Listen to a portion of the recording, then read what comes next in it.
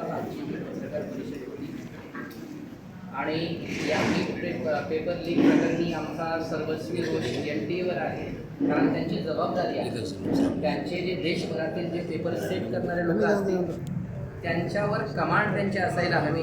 आपले शिक्षक जर समजा पेपर लीक करत असतील तर याला दोषी शिक्षकांना नाही धरता येणार.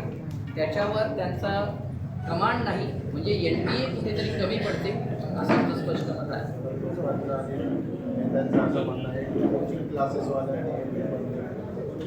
नेते आणि लोक ते प्रत्यक्ष किती विद्यार्थी आणि शिक्षकांसारखे शिकवत नाही किंवा बसत नाही, लांबून म्हणजे म्हणतात ना दुरून डोंगर साजरे, तशा प्रकारचं वचल्य जीवन लावले टाळायला हे बोलून चालणार नाही.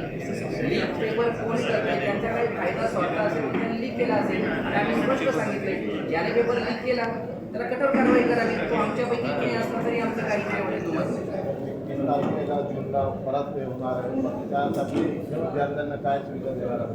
आम्ही विद्यार्थ्यांना ज्या पूर्वी सुविधा देत होतो आता 1.5 महिन्यांचा जो कालावधी आहे याच्यामध्ये 1ही रुपयाचं शुल्क आम्ही विद्यार्थ्यांकडनं घेणार नाही. जे ग्रामीण भागातले विद्यार्थी आहेत त्यांनी इथे यावं आणि निशुल्क शिकावं. एखाद्याची परिस्थिती खूपच गरीब असेल तर अगदी खाण्यापिण्याच्या सोयीसहित आम्ही सर्व सुविधा उपलब्ध करून देणार. जर आपल्या या मागण्या जर पूर्ण झालं तर म्हणजे आंदोलनाची दिशा बी काय सांगणार?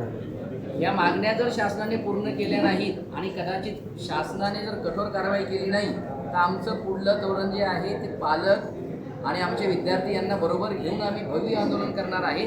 आणि तरी आम्हाला असं वाटलं की हे कुठेतरी कमी पडतंय तर आम्ही आझाद मैदानावर काही दिवसात राज्यव्यापी ज्या 9 संघटना आहेत यांच्या एकत्रित शिखर संघटना आम्ही स्थापन केलेली आहे. त्याच्या माध्यमातून आम्ही भव्य आंदोलन करणार आहोत.